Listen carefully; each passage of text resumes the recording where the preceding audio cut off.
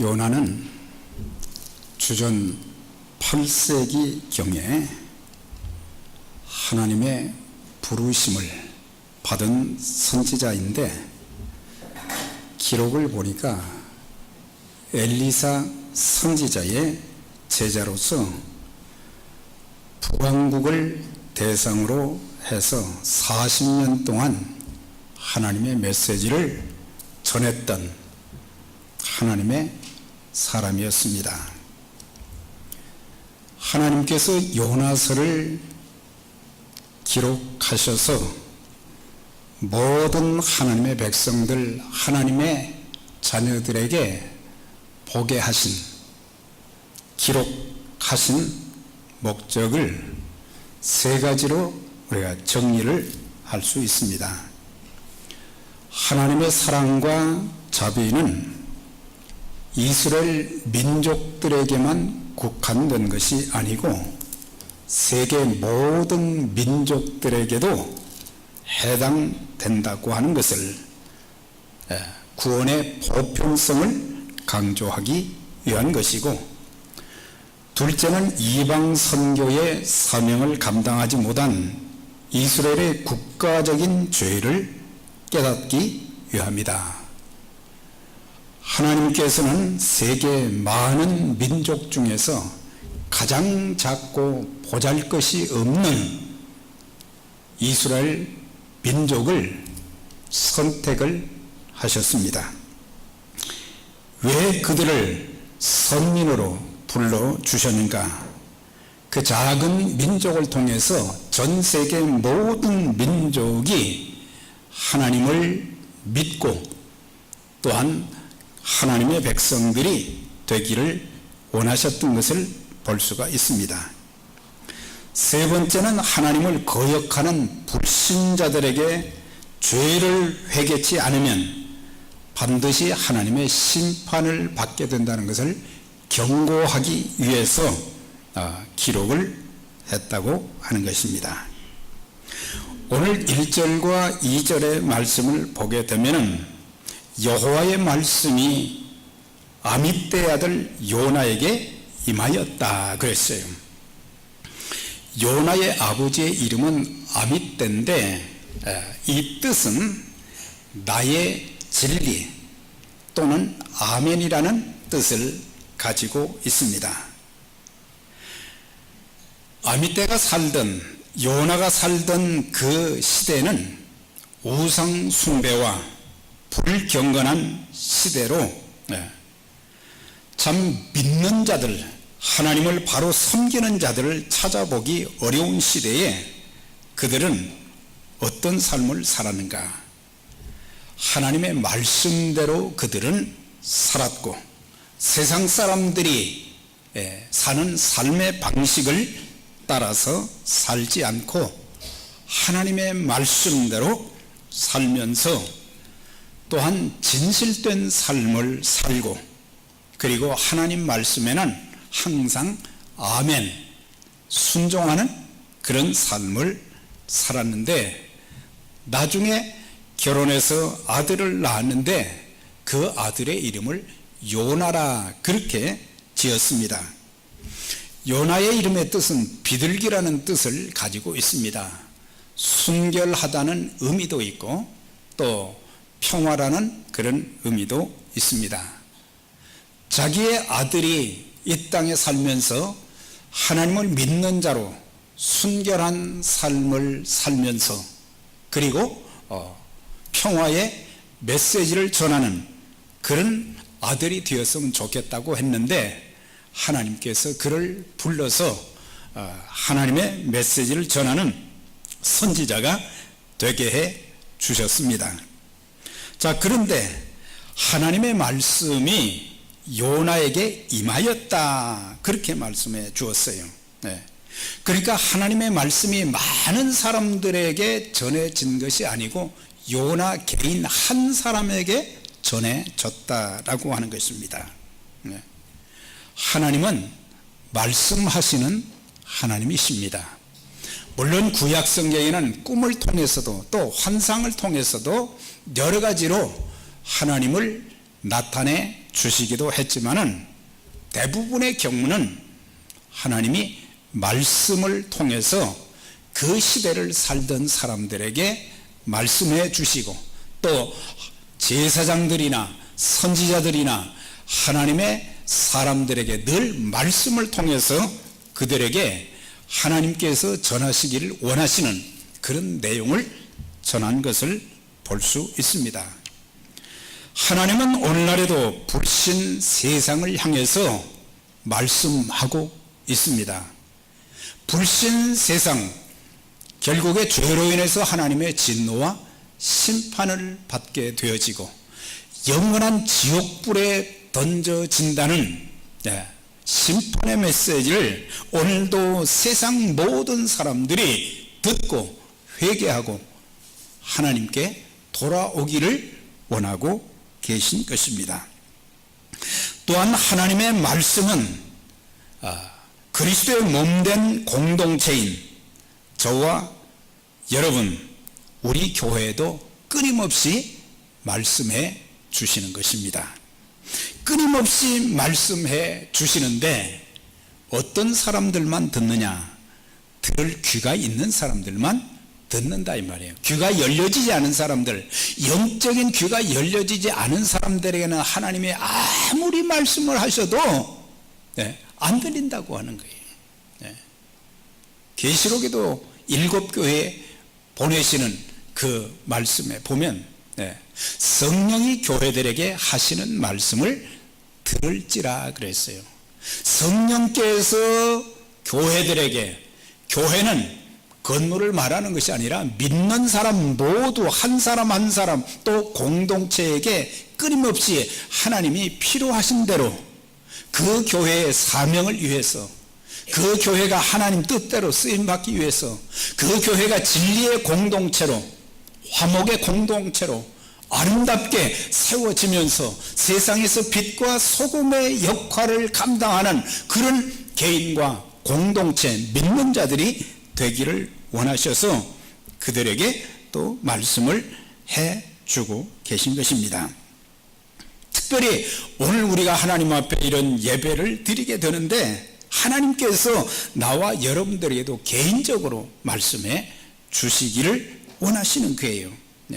사실 그 성경에 보면 구약에 많은 선지자들의 이름이 나오잖아요. 특별히 예레미야라든지 또한 엘리야라든지 그 다음에 에스겔 선지자의 그런 그 하나님의 기록되어진 말씀을 읽다 보면은 수없는 말씀들, 수많은 말씀들이 있는데 항상 그 앞에 보면은 여호와의 말씀이 엘리야에게 임하여 이르시되, 하나님이 그들에게 임하여서 말씀하셨다.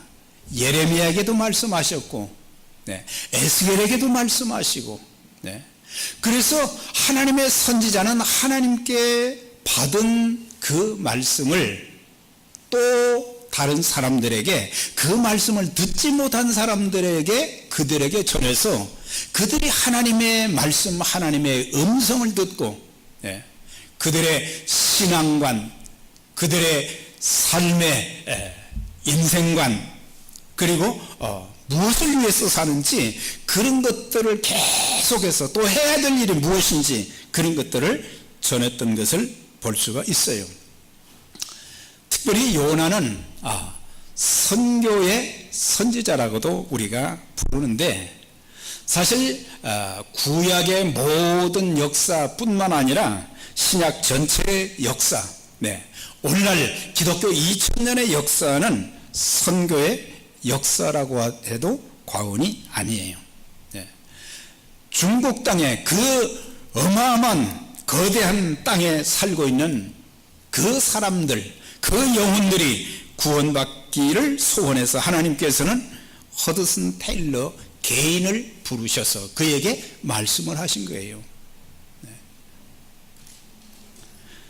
아프리카에는 리빙스톤을, 한국에는 언더우드 아펜셀러 편히 선교사를 보내서 복음을 전하게 하셨고, 인도에는 윌리엄 캐리, 또한 버마에는 아도니람 저드슨, 그 외에 기독교 2000년 역사뿐만 아니라 오늘의 시대에도 수많은 선교사들이 세계 각지로 흩어져서 어려운 가운데도 복음의 사역을 감당하는 것은 자기들이 하고 싶은 일이기 때문에 한 것이 아니에요. 하나님께서 그들을 삶의 현장에서 예배를 통해서 부르신 거예요. 그런데 하나님이 아무리 말씀하셔도 그 듣는 사람들이 아멘으로 받지 않고 순종하지 않으면 갈 수가 없는 거예요. 그런데 그들은 내 형편은 그렇게 할 수가 없지만 하나님께서 나에게 말씀하시니까, 하나님께서 나에게 들려주시니까, 내가 하나님의 자녀인데, 내가 하나님의 백성인데, 그래서 그들은 순종하여 갔어요. 가서 어려운 환경 속에서도, 사역의 형편이 힘든 상황 속에서도 복음을 전하고, 그렇게 하다 보니까 죄인들이 회개하고 구름대처럼 주님께로 돌아오는 역사가 있게 되었고, 그래서 전 세계의 복음화가 점점 확장되어 가고 있는데, 그러면 그 사람들만 부른 게 아니라 하나님께서 오늘 저에게도 말씀을 하세요. 저에게도 말씀을 하시고 여러분들에게도 말씀하시는 거예요. 지금 우리에게 무엇이 필요한지를, 죄를 회개하지 않은 사람에게는 죄를 회개하도록 하나님이 말씀하십니다. 기도하지 않은 사람들은 기도하라고 또 주님은 촉구하십니다. 복음을 전하지 않는 사람들에게는 우리에게 이제 복음을 전하라고 합니다.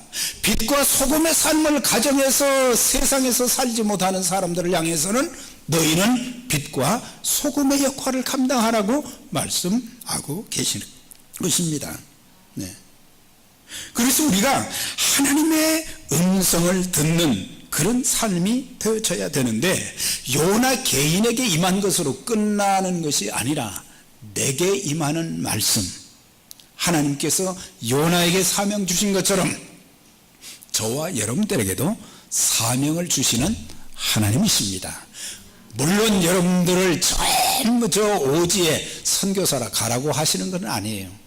우리의 가정의 선교사가 되어져야 되고, 그 다음에 또한 직장과 또한 사업장과 사회에 나가서 하나님의 일꾼으로 부름받은 복음의 사명자로 쓰임받으며 살기를 원하셔서 하나님께서 우리를 부르고 계신 거예요. 그러면서 너는 니느웨로 가서 회개 메시지를 전하라고 하는데, 여기에 세 가지 중요한 동사가 나옵니다. 첫 번째는 일어나라 그랬어요. 일어나라. 요나에게 앉아만 있지 말고 일어나라 그랬어요. 그러니까는 복음의 메시지를, 선교의 메시지를 전하기 위해서 너는 먼저 가기 전에 일어나라 그랬어요. 일어나라 그랬어요. 어디에서 일어나라고 하는 것입니까? 무관심의 자리에서, 나태의 자리에서 안일의 자리에 주저앉아 있기 때문에 이제는 그렇게 나태한 자리에, 안일한 자리에 오래 앉아있지 말아라. 우리에게 주된 관심은 예수 그리스도의 생명의 복음을 전하는 일인데, 하나님의 관심은 복음과 더불어 하나님의 사랑의 메시지를 전하기를 원하시는데, 하나님의 관심과는 상관없이 우리는 무관심하다고 하는 거예요. 무관심하다고 하는 거예요. 제임스 케네디 목사는 오늘날의 그리스도인들을 향해서 이렇게 말을 했어요. 오늘날 교회를 출입하는 자들의 95%는 벤치 워머에 속한다. 그렇게 말을 했어요.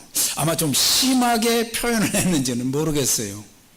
벤치 워머, 의자만 따뜻하게 하고 돌아가는 정도로 더 이상의 변화나 하나님의 기대하는 일들이 전혀 일어나지 않는다라고 하는 거예요. 이제 하나님의 자녀된 자들이 그런 무관심과 안일함과 나태의 자리에서 좀 일어나야 되는데, 그냥 주저앉아 있다. 앉아 있는 건 참 얼마나 편안합니까? 편안한 거예요. 하나님의 자녀들이 일어날 시기가 되었다. 우리 교회가 일어나야 된다. 타성적인 자리에서 일어나야 된다. 타성이라는 말은 영어로는 매너리즘이라고 그러잖아요. 매너리즘. 타성에 젖어 있다 이거예요. 그러니까 타성적인 그런 모습, 그리스도인들도 생명의 복음, 살아있는 예수님이 내 안에 계시고 나와 동행하시는데도 우리들은 우리의 삶이 변화가 없고, 또한 하나님이 기대하시는 일들이 전혀 안 일어나고 있다고 하는 거예요. 우리가 주일이면은 주일날 빠지는 분들도 많지만은 주일이면 우리는 어김없이 교회를 나옵니다. 또 헌금도 드립니다. 이 정도면 잘 믿는 축에 속하겠다 그렇게 생각이 되지만은, 우리가 주일이면은 당연히 교회에 오는 걸 알고 또 헌금 드리고 교회에서 또 직분에 따라서 봉사할 수 있는 그런 일들 하니까 이 정도면은 크리스천이다, 괜찮은 그리스도인이다 그렇게 생각할지 모르지만, 이게 지금 타성화되었다고 하는 거예요. 타성화되었다는 말은 신앙의 성장과 성숙이 없다고 하는 거예요. 신앙의 성장과 성숙이 있어야 되는데 신앙이 자라지 않는다는 거예요. 베이비 크리스찬들이 너무 많다고 하는 거예요. 어른처럼 좀 성숙해야 되고, 그 다음에 그리스도를 닮은 인격, 성령의 열매가 보여지는 그런 성숙함이 있어져야 되는데, 종교적으로 와서 예배를 드리고 가는 그것은 있지만은 그 다음은 아무것도 없다고 하는 거예요. 자, 성령의 9가지 열매 한번 제가 손가락으로 세볼 테니까 여러분들이 한번 말씀해 보시겠어요? 성령의 열매는 사랑, 희락과 화평과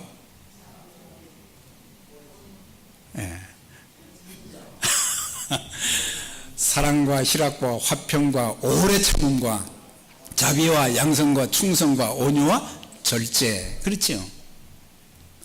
이거 암송은 하지만 내 삶 속에 이런 사랑의 모습, 기쁨의 모습, 그 다음에 사람에 대해서도 환경에 대해서 좀 오래 참는 그런 모습이 좀 보여져야 되고, 절제도 좀 있어야 되고, 내가 하고 싶다고 다 하는 게 아니에요.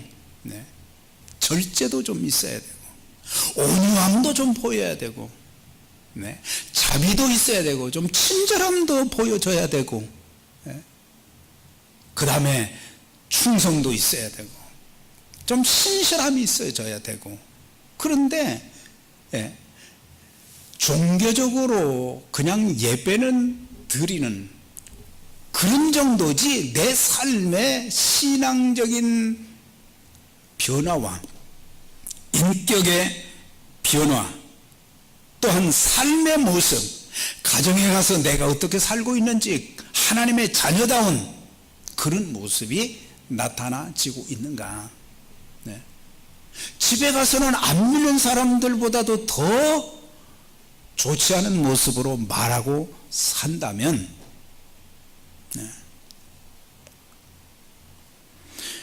그래서 타성은 오래되어서 변화나 새로움을 볼 수 없는 굳어진 모습이라고 하는 거예요. 그렇게 많은 세월을 교회 생활을 했는데 좀 달라져야 되는데 안 달라진다는 거예요. 좀 변화돼야 되는데 변화가 안 된다고 하는 거예요. 성령의 열매가 맺혀져야 되는데 성령의 열매가 맺혀지지 않는다고 하는 거예요. 너희가 믿음의 덕에 지식을 지식의 절제를 절제에 인내를 인내 경건을 경건에 형제우를 형제의 우에 사랑을 공급하라고 하는 이런 믿음의 성숙함이 잘 안 보여진다고 하는 거예요. 그래서 타성적인 자리에서 일어나야 된다 그랬어요. 일어나라. 그 다음에 가라 그랬어요. 가라. 가라 그랬어요. 불안하고 짜증나는 우리의 삶의 현장으로 가라고 하는 거예요. 우리를 환영하지 않는 곳, 비판과 멸시가 있는 곳이라도 주님이 가라고 하면 가야 된다고 하는 거예요. 그리고 가서 외치라 그랬어요.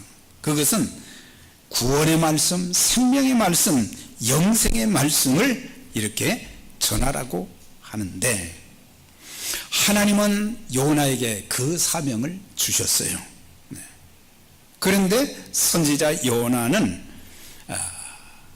하나님이 말씀하시는 것을 받아들이지 않고 제가 기쁜 마음으로 가겠습니다가 아니고 싫어했다 그랬어요.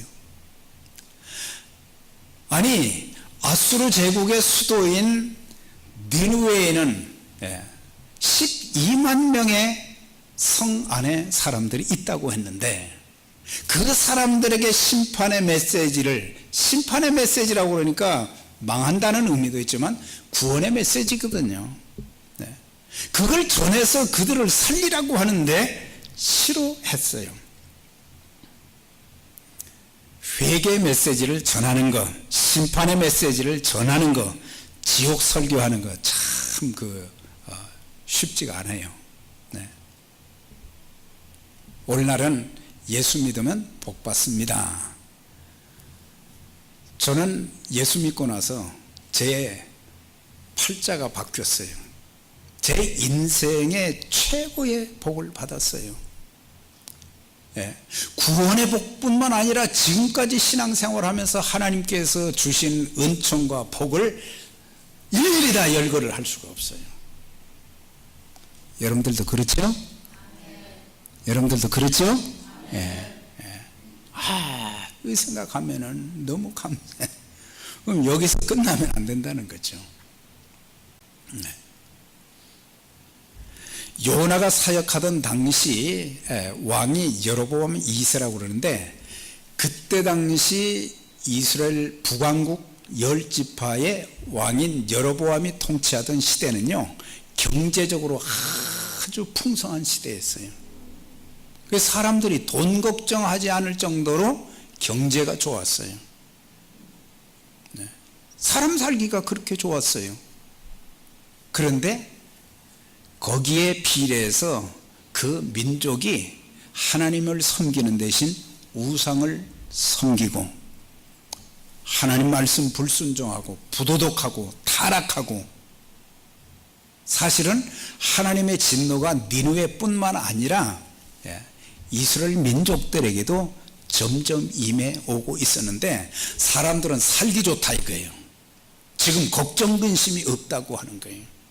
그런데 영적으로 얼마나 그들이 지금 잘못되고 있는데 그런데 하나님께서는 이스라엘 민족에게 계속해서 심판의 메시지를 전하라 그렇게 하지 않고 니느웨로 보내신 것을 볼 수가 있어요. 왜 그러셨을까? 하나님께서는 유대 민족만 이스라엘 민족만 사랑하신 것이 아니에요. 이방 민족도 사랑하셨는데 니느웨에 그를 보냄으로 말미암아 그 충격을 통해서 이스라엘 민족들 10지파도 하나님 앞에 회개하고 돌아오기를 바랬던 하나님의 마음이 거기에 담겨 있다고 하는 거예요. 그러니까 이스라엘 백성들은 니느웨 백성들이 하나님의 명령에 요나가 전하는 메시지에 불순종하면 이제 망하게 되잖아요. 하나님께서는 그들이 불순종하면 망하는 것을 그들에게 보여주면서 그들도 하나님 앞에 돌아오게 하기 위한 것도 있고 또 니느웨 백성들이 회개하게 되면 이스라엘 백성들도 그런 악한 민족들, 악독이 내 앞에 상달되었다. 너무 악이 많은데 그 민족도 회개하고 하나님 앞에 돌아오면 용서하시는 것을 보면서 우리의 죄도 용서해 주실 것이다. 그래서 니느웨뿐만 아니라 이스라엘 민족에게도 회개 역사가 일어나기를, 하나님께 돌아오게 하기 위한 하나님의 방편이 거기에 담겨 있는 것을 볼 수가 있어요. 그래서 하나님은 이스라엘도 살리시고 니느웨도 살리시기를 원하신 거예요. 교회에 출석하는 모든 믿음의 가족들은 항상 내 자신이 먼저 죄를 회개하고 예수를 확실히 믿고 있는가, 정말 예수님을 구세주와 주님으로 여러분 마음속에 모셨고 성령이 여러분 안에 계신 것을 확실히 믿으십니까? 그냥 교회 다녔다고 구원받는 게 아니에요. 그냥 교회 다녔다고 해서 천국 나가는 게 아니에요. 믿는 진실된 믿음을 가진 사람들이 그곳에 갈 수 있는 거예요. 자, 그러면은 나에 대한 확인이 끝났으면 그 다음으로는 구원받지 못한 다른 사람들에게 관심을 가져야 된다고 하는 거예요. 그러니까 지금 선교사로 가라는 그런 의미가 아니고, 우리 가정에도 아직도 예수님을 영접하지 못한 사람들이 있을 수 있다라고 하는 거예요. 우리 부모님도 있을 수 있고, 우리의 자녀들도 있을 수 있고, 나와 아주 친한 그런 사람들, 형제와 같은 그런 사람들 중에도 아직도 예수님을 믿지 못하는, 예수님을 만나지 못한 사람들이 있다고 하는 거예요. 언제 어느 때 세상을 떠날지 아무도 모르는 거예요. 아무도 모르는 거예요. 누가복음 16장에는 예수님께서 말씀하신, 비유를 통해서 말씀하신 그 내용이 있어요. 한 사람은 부자였고 한 사람은 거지였다 그랬어요. 이 두 사람이 이렇게 살다가 때가 되어서 두 사람 다 죽어서 장사되었다 그랬어요. 육신은 땅에 묻혔지만은 그들의 영혼은, 한 사람은 아브라함의 품에 천국에, 다른 한 사람은 지옥불에 들어가게 되었어요. 그런데 지옥불에 들어간 이 부자가 어느 날 위를 보게 되니까 거기에 자기 집 앞에서 구걸하던 거지 나사로가 아브라함의 품에 딱 안겨서 그렇게 평안하게 지내고 있는 그 모습을 보게 된 거예요. 그런데 자기는 지금 지옥불에서 너무너무 고통스러운 거예요.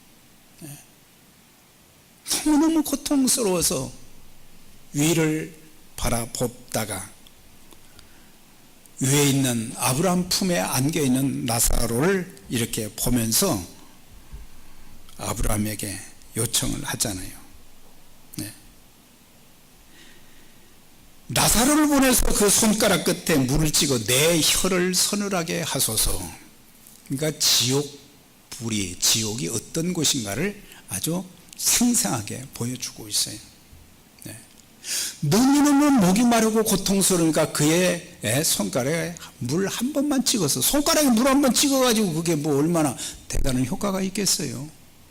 그만큼 지옥이 고통스러운 것이다라는 것을 알려주는 거예요. 그런데 너와 우리 사이에는 큰 구렁이 있어서 오고 갈 수가 없다 그랬어요. 그러니까 두 번째 요청을 하잖아요. 우리 집에 가면 형제 5이 있는데 제발 나사로를 보내서 그들에게 복음을 전해서 우리 형제들은 나같이 이렇게 고통받는 곳에 오지 않도록 해달라고 요청을 하고 있어요. 그런데 나사로를 안 보냈어요. 지금 세상에 선지자들이 있지 않느냐, 복음 전하는 자들이 있지 않느냐, 그 사람들에게 들으면 된다 그랬어요. 네. 참 이런 내용을 통해서 보면서 우리가 지옥 천국이 있고 지옥이 존재한다는 것을 확실히 알게 되면 우리의 신앙과 삶은 달라지게 돼요. 그런데 거기에 대해서 별로 관심도 없고 그냥 그렇게 전하는 말이지 아니에요. 실제로 존재하잖아요. 그래서 우리는 예수 믿는 것, 우리가 죄 가운데서 회개하고 구원받는 것이 얼마나 중요하다고 하는 거예요. 그것을 우리는 놓치는 거예요. 하나님은 모든 사람이 구원을 받으며 진리에 이르기를 원하신다 그랬어요. 모든 사람이 구원받기를 원하셨다 그랬어요. 내 사랑하는 가족들, 내 사랑하는 이웃들, 내 사랑하는 부모님, 내 사랑하는 자녀들 다 구원받아서 천국에 들어가며 영생 복락을 누리는 그런 삶을 살기를 원하신 거예요. 요나를 통해서 니느웨에 살고 있는 12만 명도 마찬가지였어요. 근데 요나는 그걸 싫어했어요. 자기 마음에 안 든다는 거죠. 자기 민족을 괴롭게 한 민족이니까 저 사람들은 멸망해야 된다. 요나가 여호와의 얼굴을 피하려고 다시스로 가는 배를 탔다 그랬어요. 다시스로 가는 배를 탔다. 이스라엘에서 니느웨까지는 거리가 500마일이에요. 그런데 그는 다시스로 가는 배를 탔다 그랬어요. 다시스는 예루살렘 서편으로 3,200km, 2,000마일이나 된다 그랬어요. 그러니까 가까운 니느웨를 놓아두고 먼 데로 가면 하나님이 거기에도 계시지, 하나님께서 거기에 계시지 않을 것이라는 잘못된 생각을 한 거예요. 하나님 피해야면 될 것이다 그랬었거든요. 사랑하는 여러분, 우리가 영혼을 구원하는 하나님의 도구로 쓰임 받는다고 하는 것은 큰 특권이요 축복인 줄 믿습니다. 마태복음 21장에 보면 예수님께서 예루살렘으로 올라가시는데 예루살렘 성 안에 들어가시기 전에 주님께서 두 제자를 부르셨어요. 그리고 말씀하시를 지금 건너편 마을에 가면은 거기에 매여 있는 나귀와 나귀 새끼가 있을 것이니까 그걸 끌고 오너라 그랬어요. 그래서 이 두 제자가 가가지고 끌고 오려고 하는데 왜 끌고 가려고 하느냐? 그랬더니 두 제자가 대답하기를 주께서 쓰시겠다고 합니다. 그랬더니 그 나귀 주인이 아무 소리 안 했어요. 그리고 자기의 나귀와 나귀 새끼를 내주었어요. 그런데 스가랴 9장 9절의 예언이 거기서 이제 맞아 들어가는 거예요. 그는 공의로우시며 구원을 베푸시며 겸손하여 나귀를 타시나니 나귀의 작은 것 곧 나귀 새끼니라. 그러니까는 스가랴 선지자가 예수님께서 십자가에 달리시기 위해서 예루살렘에 올라가실 때 나귀 새끼를 타고 올라가신다고 하는 그 내용이 그대로 성취된 것을 보게 돼요.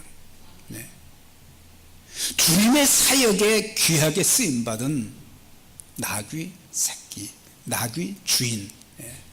하물며 하나님께서 저와 여러분 우리 교회를 하나님이 쓰시기를 원하십니다. 하나님의 일에 우리를 쓰시기를 원하시는데 요나는 영혼의 소중함보다는 옹졸한 애국심만 가지고 있었던 것을 보게 돼요. 우리 민족. 그래서 그리스도인들은 우리의 마음을 넓히고 우리의 시야를 넓게 가져야 됩니다. 요나에게는 동족인 이스라엘밖에 없어요. 그런데 구약 성경을 찾아보니까요, 열방이라는 단어가 그렇게 많이 나와요. 열방. 하나님 구약 시대 때도 열방의 구원을 위해서 선지자들을 세우신 것을 볼 수가 있어요. 열방, 온 세계. 신약에 와서는 뭐예요? 모든 족속, 모든 민족이라는 단어를 쓰셨어요. 인종과 피부색을 초월해서 모든 민족이 하나님의 사랑의 대상, 구원의 대상이기 때문에 열방에 복음이 전해져야 된다. 그걸 말씀하고 있어요. 그래서 한 영혼이 천하보다 귀하다고 하셨는데 니느웨에는 12만 명이 있었다 그랬어요. 요나가 불순종함으로 인해서 하나님께서 대풍을 내리셨다. 그 다음에 나중에 그가 물고기 뱃속에 들어가서 3일 3夜을 있다가 물고기를 명해서 그를 이제 밖으로 내보냈어요. 그때서야 회개하고 니느웨에 가서 그 성이 얼마나 큰지 48마일 정도 된다는 거예요. 그런데 하루 동안 가서 심판의 메시지를 전하니까 그 안에 10만 명이 왕과 모든 백성들, 어린아이 모두가 다 회개하고 하나님 앞에 돌아와서 열방의 구원이 이루어진 것을 보게 돼요. 한 사람이 순종하면 많은 사람이 구원받고 복을 받지만 한 사람이 불순종하면 나 때문에 많은 사람들이 고통당하고 버림받고 지옥 가게 된다. 우리 모두 순종하여 쓰임받는 믿음의 가족들이 다 되시기를 주의 이름으로 축원합니다. 전능하신 하나님 아버지 감사합니다. 오늘도 하나님께서 우리 각 개인에게 직접 말씀해 주신 주의 음성을 저희들이 듣게 하시고 그 말씀을 따라 가정의 선교사로 또한 우리의 직장과 사업장, 사회의 선교사로 하나님의 명령에 순종하여 많은 영혼을 구원하는 일에 귀하게 쓰임받는 믿음의 가족들 주의 몸된 교회 되게 해 주옵소서. 예수님의 이름으로 축복하며 기도하옵나이다. 아멘.